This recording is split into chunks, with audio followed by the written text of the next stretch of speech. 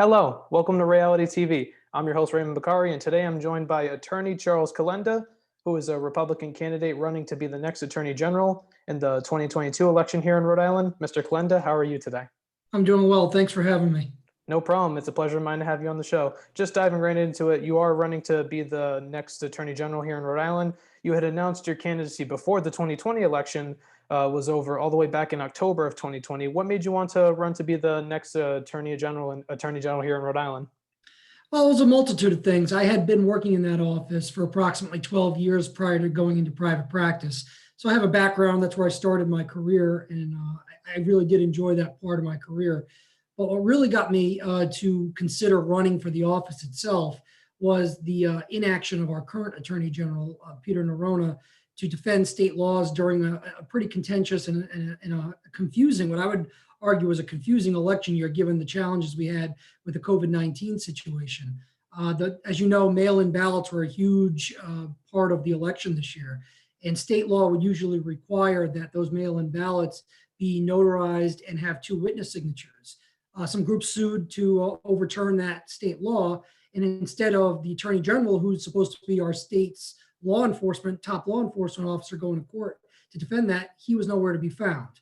And I think that led to a lot of confusion, a lot of people distrusting the election system. And I think that was what really pushed me over the edge, along with him just making the office overly political and what I would find to be, what I would hope would be an apolitical office. And like all of Rhode Island's statewide offices, it has been tough for Republicans to win any elections for the statewide offices since Governor Kachiri back in 2006, when he was running for re-election and narrowly beat then Lieutenant Governor Fogarty. However, the Attorney General's office itself hasn't seen a close election in recent history, with the closest being then Attorney General Peter Neronha winning with 56% of the vote to Republican State Senator Dawson Hogson's 43%, which was in 2014. That was not only a red wave year and nationwide, but also a very low turnout election, which usually benefits Republicans. Where do you see your chances of beating Attorney General Neronha in 2022 on a scale of 1 to 10, where 1 would be no chance and 10 would be that it's inevitable, and why? Well, I like to be an optimist, so I like to think I'm at least above a 5, but I'm also a realist. I understand that, the way Rhode Island's voting habits are, but I think that the message that I'm trying to get through to people has started to resonate because I've started so early, is that, the Attorney General in Rhode Island is actually a unique position. Only, I think, Rhode Island and maybe 2 other states have the Attorney General have primary prosecutorial authority throughout the state, whereas other states have district attorneys and state's attorneys. Here, the Attorney General has not only criminal jurisdiction, has civil jurisdiction. And I would hope that people who want that office to act in the manner which is consistent with justice and achieve outcomes which are consistent with justice, act in an apolitical manner. And I think that message is resonating because you don't have to agree with my politics. I don't have to agree with anybody else's politics to believe that justice should be the mission of that office. That's how I was taught. That's how I know a lot of the people who work in that office were taught. I just think that listening to Attorney General Neronha over the last 2 years has shown that he has been taking other considerations like politics, like the optics of what maybe the public might view his decisions be. Those are things that are being elevated above what's right. And to me, that's just an unacceptable way to run that office. And I know when the current party chair of the Rhode Island GOP, Susie Yankee, was elected chairwoman of the party 4 years ago, a couple years ago, I mean, she had said that she planned on a multi-election cycle plan to gain seats in the General Assembly and not focus so much on the statewide and congressional elections. Have there been any talks so far with your campaign in the Rhode Island GOP on how they can help you in 2022? I certainly have met with the GOP and the leadership that they've had over there. And, we're still in the early stages of the election cycle itself. Obviously, it's not until November of 2022. So as we move along, I'm sure there are going to be opportunities for me to meet and greet the political players that are involved in the Rhode Island GOP. But like I said, as much as I'd love to run as an independent or some other third-party platform candidate, I'm not running to be a Republican Attorney General. I'm running to be the Attorney General for every Rhode Islander, because I think that's more important than any personal politics that I may have. But we have a Democrat who currently holds that office, and I'm looking at the party that most aligns with my my views. It's the Republican Party, and that's one that would have the ability to assist me if I were to need additional help getting through this election cycle. And shifting up the focus a bit to the issues that you highlight, one of the main issues you highlight on your campaign website is that you aren't going to just use the office of Attorney General as a political stepping stone to another office. So say in 2022, you get elected as Attorney General and are reelected in 2026, you wouldn't plan on running for any other offices like governor, like others have in the past? I have absolutely no plans to be a politician or run for any other office. I do not want to be governor. I do not want to be a state senator, representative, congressman, senator.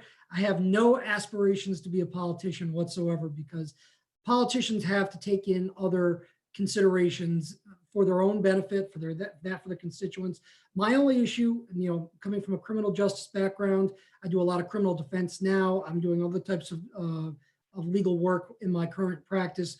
My only goal here is to do what's right all the time. And the job that has that responsibility is that of the Attorney General, is to do the right thing all the time to achieve justice. Politicians, that's not always the case. So no, I have no plans. And I'm not saying that to dodge a question or play cute with my words. I will not be running for any political office should I be elected the Attorney General. And you also had mentioned in that answer that you have no plans to become a career politician. So say if in 2022 you don't end up beating Attorney General Neronha, would this be your last ever political campaign? I know it's technically considered a political campaign, but I wouldn't rule out running for Attorney General again, because in 2026, if I were not to be successful next year, in 2026, there would be a new Attorney General, because the current Attorney General would be term limited. So at that point, I may consider running again at that, if the conditions are right and the situation suits everybody involved in the decision making at that time. And just shifting the focus, one interesting thing that I had asked Republicans about on the show in the past is an issue that they've advocated for years now on the state level, is the opening of an inspector general's office. They continue to fight for it to become a reality. According to what they say, this would be an independent office where they would detect waste, fraud, and inefficiencies in the state government, and they would bring their findings to the Attorney General's office and possibly end up filing civil or criminal charges depending on the situation. Where do you stand on the issue of opening up an inspector general's office in Rhode Island? Look, I am all for transparency in whatever possible way we can do it. And if that means getting an independent inspector general that can assist the office of the Attorney General in rooting out waste and fraud, I am all for that, because I think one of the problems we've seen in Rhode Island is a lack of transparency, whether it be no bid contracts, whether it be personnel decisions behind the scenes made by elected officials. I think that's part of the distrust that we see in the culture, the political culture here in Rhode Island. So as long as it was a truly independent inspector general that would have bipartisan support from all the politicians here, I think that would be a great idea. And I don't support it simply because it's proposed by the Republicans. I would think that anybody who wants to see transparent government and wants to see a government that's working for the people would want to see a truly independent inspector general assist our law enforcement agencies here in Rhode Island. And one of the ways that they're talking about how this office would be funded with that office budget is by eliminating the $1 million budget the lieutenant governor's office has and close that office down, and then use that to open an inspector general's office. I believe Representative Nardone had mentioned that as a possible way to make that office a reality, and on a previous episode of Ray-ality TV. Would you be for that way to potentially fund an inspector general's office if it were up to you? No, that's okay. To be honest with you, I don't know what's better. I think we'd have to see the changes in how the lieutenant governor, what would happen to that position. They're going to eliminate it completely, or they're going to do it as a slate like they do in the presidential elections, where the vice president and the president run together on the same ticket.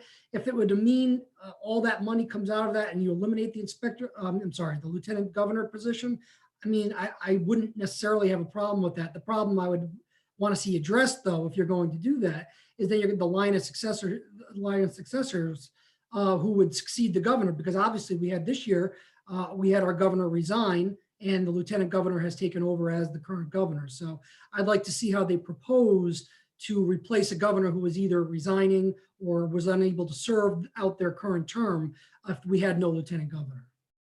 In this next follow-up, while we're still on the topic of the Inspector General's office, I did ask this in the Representative Nardone interview a couple episodes ago. If there was because he wasn't sure of how this would be addressed.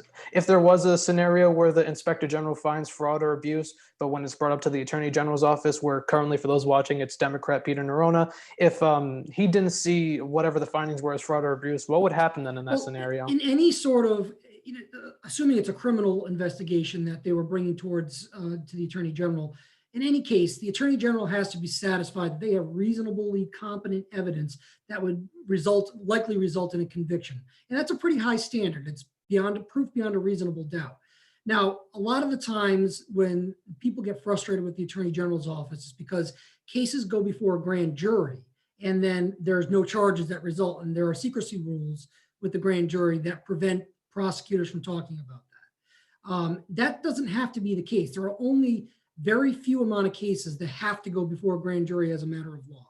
The Attorney General does not have to bring all those, as far as I can tell, any matters that would involve waste, abuse, or fraud, unless it resulted in a charge that could be murder, first-degree sexual assault, those types of serious crimes. Those are the only ones that have to go before a grand jury. So there is a more open process that the Attorney General could use to inform the public why a decision was made for charging or why a decision was made for not charging. And a lot of the times the grand jury gets used by the Attorney General to kind of bury the decision-making and duck accountability. Unfortunately, we've seen that a lot. It's not just Attorney General Neronha. It's happened in many previous administrations. And I think that one of the ways they can avoid doing that is to use the information charging process a lot more thoroughly, that's where a prosecutor in the Attorney General's office reviews the information that's being brought to it by law enforcement and decides whether there's probable cause to go forward with a criminal offense. And the same kind of process is used in a civil process. Is just a lower standard of proof there. But if that process is used more openly, the Attorney General is not prohibited from talking about why he just chose to charge or not charge a particular case, unlike the grand jury situation. So I think that's how it would work. That's how I would like to see it work if I was the Attorney General, just simply because people don't trust the system right now because of the hyper-partisan environment that we're currently living in, not just Rhode Island, but across the nation. And you had mentioned in that answer, and also briefly at the top of the interview, the frustrations with current Attorney General Neronha. If elected Attorney General, what would be some of the things that you would do differently than Attorney General Neronha? Well, first of all, I probably wouldn't be talking about ongoing investigations before we know all the evidence. I've seen him do this multiple times where he's had to then walk back some of the comments he's made. One of the other things I wouldn't be doing is charging people with criminal offenses where you do not have the evidence that would make it reasonably likely that you're going to end up with a conviction in a criminal court. The biggest example of that is Jeffrey Britt. And I made a statement about this several months ago after he was found not guilty by a judge of the Superior Court. That case, in my opinion, was pure politics. And it was pure politics based on, if you read the judge's decision, basically the prosecutors were telling their witnesses what to say. The judge didn't even find that the state could prove their case, not even just beyond a reasonable doubt. He had found that under any theory of the case, the state had not even come close to meeting their burden. I believe his words were the evidence fell woefully short. Now, the problem is not that they lost the case. The problem is that they brought the case in the first place. You may not like Jeff Britt. You may not like the way he runs his political business, but if you're bringing a criminal charge that carries a penalty of up to 20 years in prison against somebody, you darn well better be sure you have better evidence than what they brought there. And in my opinion, that was a political stunt to basically take down, at the time, the Speaker of the House, Nick Mattiello, who I don't share a whole lot in common with politically, but I thought that was a backdoor way to try to damage him politically, and it appears to have worked. And while on this topic of previous attorney generals, you had mentioned also at the top of this interview that you had worked in the attorney general's office as a special assistant attorney general, but you had left the office in 2018 and you had worked through a couple of attorney general administrations, a couple different ones. Can you explain why you left the job in 2018? And were there any key differences between each of the different attorney generals that you had worked with that were either good or Absolutely. bad? I started under Attorney General Patrick Lynch in 2006. And I would say that under his administration, I think that the office was being run very well. He was one that was not getting involved in the day-to-day type of business of the prosecutors, was not interfering in their ability to exercise their discretion and do what they felt was right in each particular case. He was a very good person to work for, and I actually appreciated the fact that he had enough trust in me and my abilities to hire me. I also worked under Attorney General Peter Neronha when he took office in 2010. The office was run a little bit differently there. And, I don't want to stand here and be critical of everything that Peter Neronha did. I think there were some good things that administration accomplished, like recouping a lot of money for the state of Rhode Island from the Google settlement that had been very beneficial for the state of Rhode Island. But however, Attorney General Neronha just lacked the experience of being a prosecutor that I think is needed to oversee that office. He was very fortunate to have people in that office in the leadership positions who were able to run the day-to-day business. But I felt the office was becoming a lot more political at that time. As you know, Attorney General Neronha, prior to becoming the Attorney General, was the House Majority Whip in the House of Representatives here in Rhode Island. He was a police captain with the Pawtucket Police Department.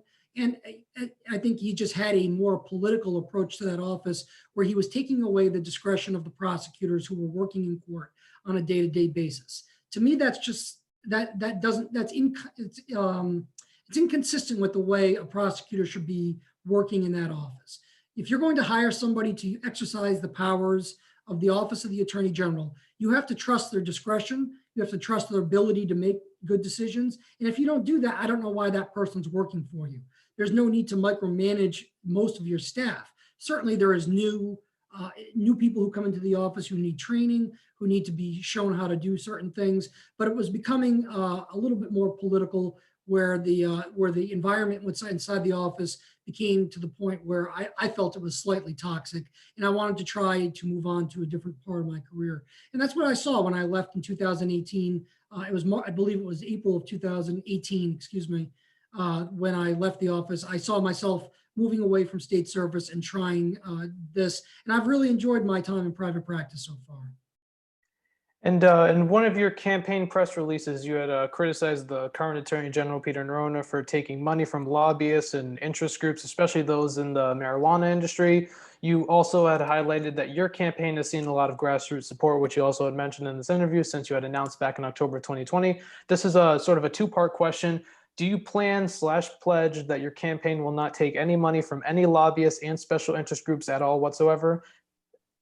And where do you stand on the issue of if Rhode Island should legalize marijuana or not? Here's the thing. I'm not the one holding myself out as being the white knight like Peter Neronha has been doing. I'm here saying I'm going to do justice no matter who supports me or no matter who doesn't support me. Everybody's free to give money. And, Peter Neronha did not break any laws or break any rules or regulations by accepting money from these people. But these are the people that, the people who are donating to him are inconsistent with the vision that he has been promoting in public appearances. And I would question whether or not he can remain impartial, and his office remain impartial, when you're dealing with these very high profile, very political people giving to your campaign, and whether or not you could do the mission of the office, which is justice all the time.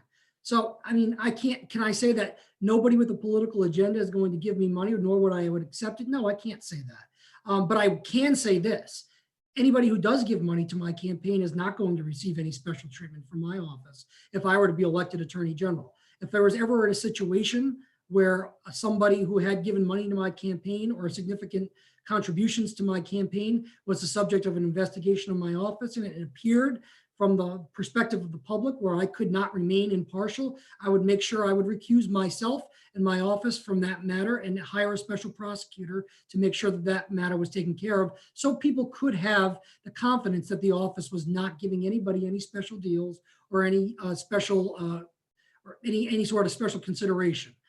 As to your second part of your question, the best part about that is my political views are completely irrelevant to whether or not marijuana should be legalized or illegal. That's up to the General Assembly and the governor. If they pass a law that says marijuana is now legal and you can use it for recreational purposes, me as the Attorney General, I'm bound to enforce state law. So at that point, I have absolutely no problem with that being the state law. If you're asking my personal opinion, I have no problem with it either.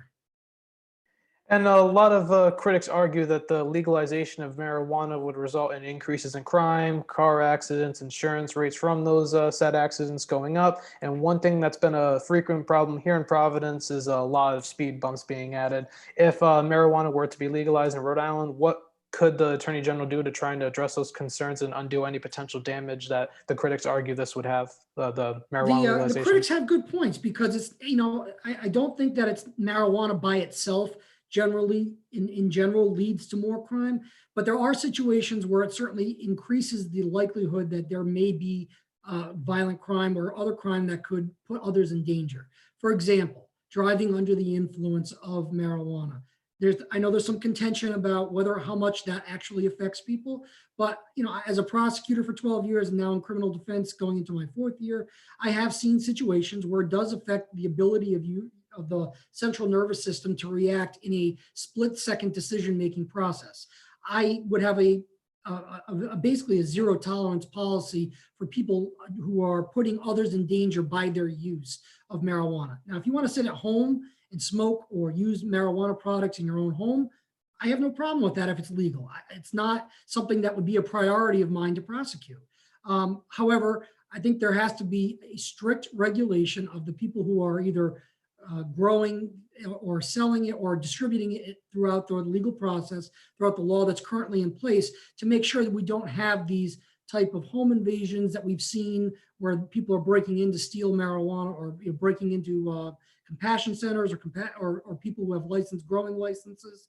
We need to prevent violent crime in all situations. So, that kind of regulation, we need to see the Department of Health step up to make sure that those regulations are strictly enforced, and the Attorney General step up to make sure that those situations are just not happening. And just shifting the focus for the last 2 questions, you had mentioned that you want to stay apolitical throughout this interview when it comes to when you're Attorney General, and you are running as a Republican, like how I mentioned at the top of the interview. And in Rhode Island, if you're a Republican, a lot of voters will look, are you closer to Trump? Are you more moderate? So what kind of Republican do you see yourself as? Are you a more moderate Republican, like Senator of Utah Mitt Romney, or like part of the more pro-Trump Republican wing, like Florida Congressman Matt Gaetz, for example? I don't think I'm anything like any of the politicians you've mentioned. I probably, if you ask me about my personal political opinions, I'm probably closer to a libertarian than I am a Republican. My philosophy is the government should probably stay out of your life unless you are causing problems for other people. If you're endangering other people or whatever it is, it's that I'm not for the government being involved in people's lives day in and day out. I'm all for personal responsibility, people taking responsibility for the actions they made. And I think that would probably define my political views more than any particular politician that's out there. And if you ask people who know me, they know what my political views are. I would consider myself a conservative Republican. If you were to ask me, directly what I would categorize myself as. But if you're asking me issue by issue, if you looked at the list of the issues and went down the line, I think it's probably closer to being a libertarian. So, like, if I can just put a certain elected official for an accurate comparison, more like Ron Paul.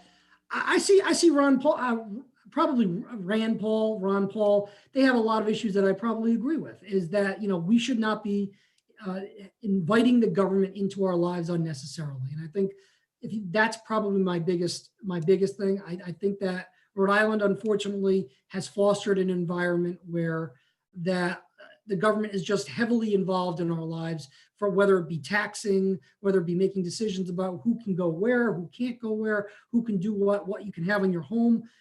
To me, as an individual, and I'm speaking strictly from my personal viewpoint here, I think that's a problem. But as far as my position as being Attorney General, it really, you're not going to have to hear these things from me. I'm not going to be out there making stump speeches for a political party or necessarily wanting to appear with any political figures, because I think that gives the impression that I am going to favor one political party over another.